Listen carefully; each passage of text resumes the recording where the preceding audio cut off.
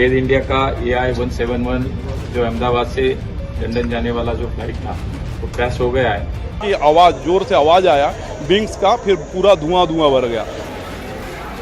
कुछ डॉक्टर्स और कुछ स्थानीय लोगों की नुकसानी की खबर है, हताहत हुए हैं।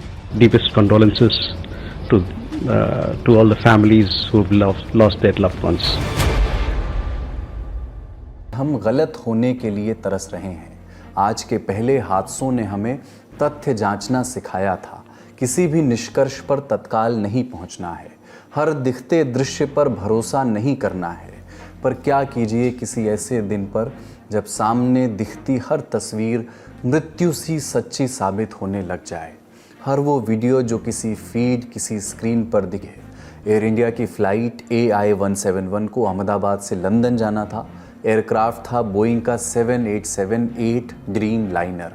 अहमदाबाद के सरदार वल्लभ भाई पटेल एयरपोर्ट से टेक ऑफ के फ़ौरन बाद ये प्लेन अपनी हाइट खोने लगा, नीचे आने लगा और आखिर में रनवे के पास मौजूद रिहायशी इलाके मेघनी नगर में डॉक्टरों 169 भारतीय, 53 ब्रिटिश, 1 कनाडा के और 7 पुर्तगाली नागरिक शामिल थे। यात्रियों की सूची में गुजरात के पूर्व मुख्यमंत्री और भाजपा नेता विजय रूपाणी का नाम भी शामिल है। Ahmedabad police commissioner GS Malik ने इंडिया टुडे के रिपोर्टर ब्रजेश जोशी से बातचीत में कहा कि कुछ लोगों को अस्पताल लाया गया, लेकिन जो स्थिति है किसी के भी बच पाने की संभावना कम है। 204 लोगों की मौत की पुष्टि उन्होंने कर दी है। 41 लोगों को अस्पताल में भर्ती कराया गया है। इस विमान हादसे की सूचना मिलते ही नेशनल डिज़ास्टर रिस्पांस फोर्स यानी NDRF की 6 टीमें घटनास्थल की ओर रवाना कर दी गई हैं। इंडियन आर्मी ने भी राहत कार्यों के लिए 130 जवानों को मौके पर तैनात किया है। आर्मी हॉस्पिटल को भी स्टैंड बाय पर रखा गया है।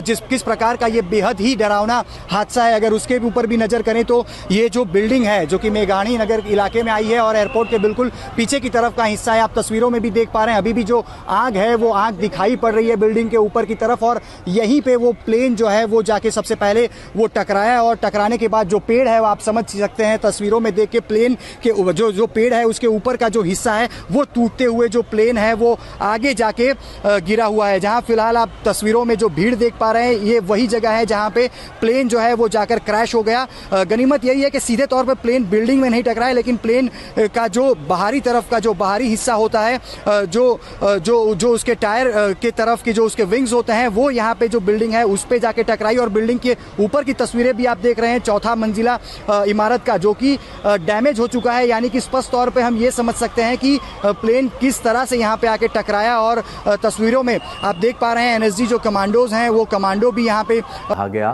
कि एयर इंडिया के एयरक्राफ्ट जिसका टेल नंबर VTANB है उसने दोपहर 1:39 पर अहमदाबाद एयरपोर्ट के रनवे नंबर 23 से उड़ान भरी। टेक ऑफ के फ़ौरन बाद जहाज़ ने एयर ट्रैफिक कंट्रोल को मेडे की कॉल दी। मेडे यानी वो आपातकालीन स्थिति जब लोगों की जान को स्पष्ट खतरा हो। ATC ने जवाब भी दिया इसका, लेकिन फिर से एयरक्राफ्ट की ओर से कोई रिस्पॉन्स नहीं आया। टेक ऑफ के फ़ौरन बाद एयरपोर्ट की परिधि से बाहर के इलाके में एयरक्राफ्ट क्रैश कर गया। की उड़ान के बाद एयरक्राफ्ट अपनी हाइट खोने लगा। जहाज़ की नोज़ यानी आगे का हिस्सा ऊपर की ओर उठा हुआ था, लेकिन जहाज़ नीचे की ओर जा रहा था और कुछ ही देर बाद जहाज़ क्रैश कर गया और आग के गोले में तब्दील हो गया। लोडिंग हुआ था, मैं अंदर फ्लाइट के अंदर वॉक करते जा रहे थे, बट सामने बहुत बड़ा धुआं वगैरह दिख रहा था। उस टाइम मुझे ये नहीं मालूम था वो प्लेन कैसे, जैसे कोई आग झाड़ी में वगैरह जंगल में आग लगती है ना, लाइक वैसा कुछ तो लग रहा था। ये मालूम नहीं था कि वो प्लेन क्रैश हुआ है। तो जब फ्लाइट में बैठे और 10-15 मिनट के अंदर पूरे एकदम से अनाउंसमेंट हो गया कि फ्लाइट डिले हो रहा है। बट वहाँ पे उन्होंने ये रीज़न नहीं बताया कि किस वजह से डिले हो रहा है। डिले हो रहा है इतना ही बताया था। बट अभी वो वाईफाई मतलब इंटरनेट वगैरह सब चालू था, मोबाइल पे न्यूज़ आ गया तब हमें। यहाँ पे जो ऑफिस से बाहर निकला तो मैंने देखा कि आवाज़ जोर से आवाज़ आया विंग्स का, फिर पूरा धुआं भर गया। लोग यहाँ से भगदड़ मची। उसके बाद आके देख रहे थे ये हादसा की स्थिति। आने के बाद देखा कि पूरा मलबा बिखरा हुआ, आग लगी है, पूरा धुआं गुब्बारा है, कुछ भी दिखाई नहीं दे रहा, समझ में नहीं आ पा रहा था क्या है। उसके बाद पता चला कि ये विंग्स गिरा हुआ है, फ्लाइट वो किया। फिर विमान मेघनी नगर स्थित व्यारामजी जीजीभाई मेडिकल कॉलेज के डॉक्टर्स हॉस्टल के ऊपर ही गिरा हॉस्टल में रहने वाले ज़्यादातर डॉक्टर्स अहमदाबाद के सिविल अस्पताल में कार्यरत बताए जा रहे हैं। हादसे के वक्त कुछ डॉक्टर्स मेस में बैठकर दोपहर का खाना खा रहे थे। जब प्लेन क्रैश हुआ तो प्लेन का लैंडिंग गियर हॉस्टल की दीवार तोड़कर के अंदर तक चला आया। अभी तक 20 से ज़्यादा डॉक्टर्स के घायल होने की खबरें आ रही हैं। इस हादसे के बाद मौके पर मौजूद अधिकारियों की प्रतिक्रिया भी आई, सुनिए। अहमदाबाद से लंदन जाने के लिए 230 पैसेंजर की बुकिंग थी। उसके सिवाय क्रू मेंबर भी थे। दुर्भाग्यपूर्वक दोपहर के 1:40 बजे के आसपास प्लेन टेक ऑफ होने के साथ ही दुर्घटनाग्रस्त बना। जिस विस्तार में प्लेन क्रैश होकर गिरा है वहां पे अहमदाबाद सिविल हॉस्पिटल के विद्यार्थियों के हॉस्टल, स्टाफ क्वार्टर और अन्य रेजिडेंशियल विस्तार है। उस विस्तार के लोगों को भी ईजा पहुंची है। 50 से जितने घायल व्यक्तियों को सिविल हॉस्पिटल अहमदाबाद लाया गया है, जिन्हें श्रेष्ठ सारवार दी जा रही है। अभी वो सघन सारवार में, परंतु 1 बजे जा रही थी प्लेन, 1:10 की फ्लाइट थी और जा रही थी लंदन। लंदन जाने से पहले ही क्रैश हो गया प्लेन। 1:01 बजे वो प्लेन से लंदन जा रहे थे, तो विमान का हमें भी जैसे न्यूज से पता चला कि विमान दुर्घटनाग्रस्त हो गया है, तो मौके पर हमारे ताऊदी और परिवार के सदस्य वहाँ गए हुए हैं। अभी कोई आधिकारिक पुष्टि नहीं हो सकी है, वो जहाँ पता चला कर रहे हैं कि भाई क्या है क्या। दुर्भाग्यपूर्ण घटना घटी है। एयर इंडिया का AI-171 जो अहमदाबाद से लंदन जाने वाला जो फ्लाइट था वो क्रैश हो गया है। उसमें कुल 242 लोग थे, 230 पैसेंजर थे और 12 क्रू मेंबर्स थे। तो वहां पे अभी सब राहत का कार्य शुरू है, बचाव का कार्य वहां पे शुरू है। हमारी जांच तो शुरू है, वरिष्ठ लेवल पे हमारी मीटिंग भी अभी यहाँ पे हुई है। उसमें हमारे सेक्रेटरी थे, DGCA थे। तो एक्चुअली उसमें रीजन क्या है, कितनी कैजुअलिटीज है, और वहाँ पे इस घटना का सबसे बड़ा अपडेट आपसे शेयर करेंगे, जो है एक सर्वाइवर का। घटनाक्रम बेहतर तरीके से समझने के लिए ये वीडियो देखते हैं। ये है विश्वास कुमार रमेश। उनके बारे में कहा जा रहा है कि वो इस पूरे हादसे के इकलौते सर्वाइवर हैं। विश्वास एयर इंडिया की उड़ान संख्या AI-171 की सीट संख्या 11A पर सवार थे। शुरुआती जानकारी के मुताबिक उन्होंने हादसे के वक्त इमरजेंसी गेट खोला और जहाज के बाहर छलांग लगा दी। फिलहाल अहमदाबाद के सिविल अस्पताल के जनरल वार्ड में उनका इलाज चल रहा है। इसके अलावा घायलों के भी ब्यौरे आए हैं। अभी तक पुष्ट 25 घायलों में शामिल अधिकतर लोग 19 से 20 साल के बताए जा रहे हैं। माना जा रहा है कि अधिकांश घायल लोग मेडिकल कॉलेज के छात्र हैं जो घटनास्थल पर मौजूद थे।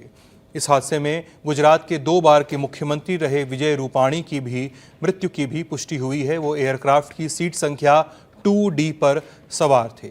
टाटा ग्रुप ने इस दुखद घटना में जान गंवाने वालों के परिवारों को 1 करोड़ रुपए का मुआवजा देने का फैसला किया है। इसके साथ ही घायलों के इलाज का खर्च भी टाटा ग्रुप उठाएगा।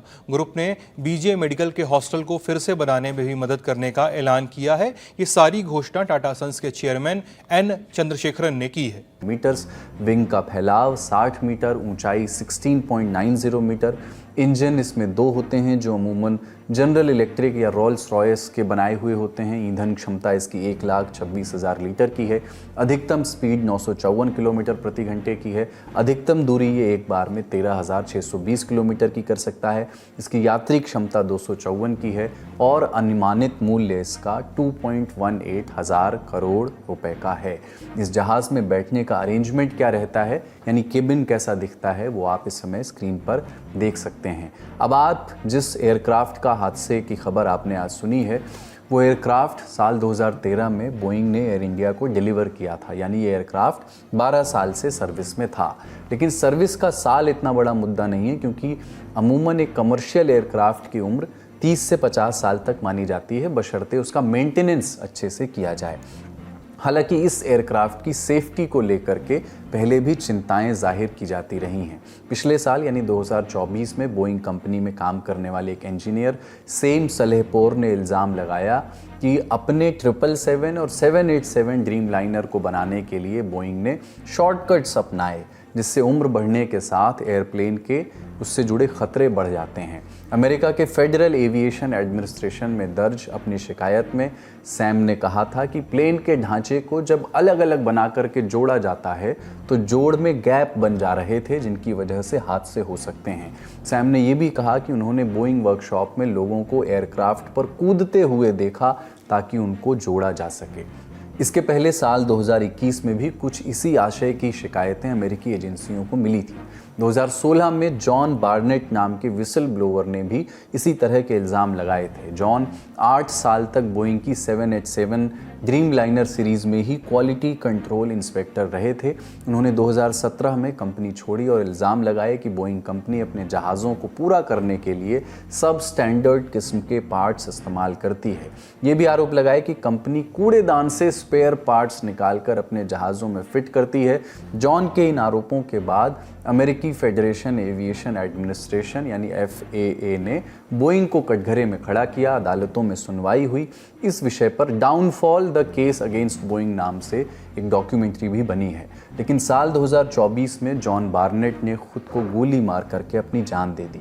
कुछ लोगों ने इसमें साजिश की आशंका जाहिर की, कहा कि जॉन शिद्दत से बोइंग के खिलाफ मुकदमा लड़ रहे थे, उनकी जान अचानक कैसे जा सकती है।